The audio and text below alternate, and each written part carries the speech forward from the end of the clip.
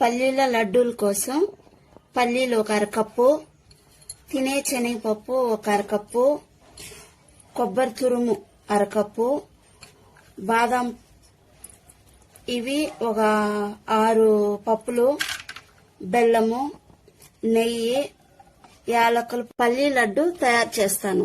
పల్లీలు వేయించుకునే దానికోసం 1 స్పూను నెయ్యి వేసాను. నెయ్యిలో బాగా వేయించుకునేస్తాను. ఈ మారి దూరగా వేయించుకుంటే పల్లీలు నెయ్యిలో బాగా వస్తాయి. అదే పెనంలో పప్పు కూడా వేడి చేసుకుంటారు.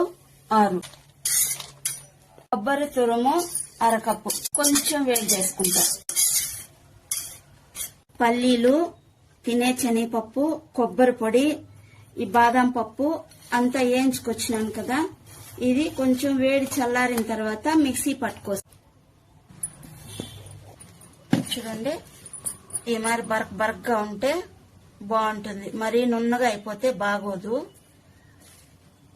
పప్పు తగులుతా ఉంటే బాగుంటుంది తినడానికి, పిల్లలకు కూడా బాగుంటుంది. యాలకుల పొడి ఒక చిన్న స్పూన్ తో 1 స్పూను యాలకుల పొడి వేసాం కదా, ఈ మరి బాగా ముందే కలుపుకునేసి మళ్ళా బెల్లం వేసుకున్నాం. ఇది బెల్లము మట్టి ఉంది కాబట్టి నేను కరగబెట్టుకున్నాను. ఒక లేత పాకులాగా వచ్చింది. దీన్ని దీంట్లో పోసి కలిపేసుకుంటాం. మరి కలుపుకుంటే బాగా వస్తుంది. ఆల్రెడీ నెయ్యి వేసి వేయించుకున్నాం కదా, బాగా నీట్ గా ఉంటుంది. ఉంటలు పట్టేటప్పుడు మళ్ళీ నెయ్యి వేసుకొని అద్దుకుంటే ఉంటలు పడతాం కాబట్టి బాగుంటుంది తినడానికి. ఇప్పుడు బాగా వచ్చేసింది, వంటకు వచ్చేస్తుంది.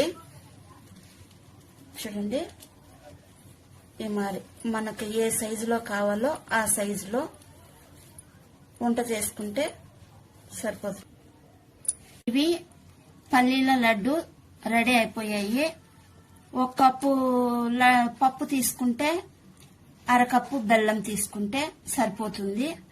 ఇది నేతిలో వేయించుకుంటే పప్పు కరకరలాడుతూ ఉంటుంది. అప్పుడు ఒక 2-3 రోజులు అయినా పర్లేదు, వారమైనా ఏం చెడిపోదు. ఇది తేమ అనేది లేదు కాబట్టి. ఒకవేళ మీకు నచ్చినట్టయితే లైక్ చేయండి, షేర్ చేయండి, సబ్స్క్రైబ్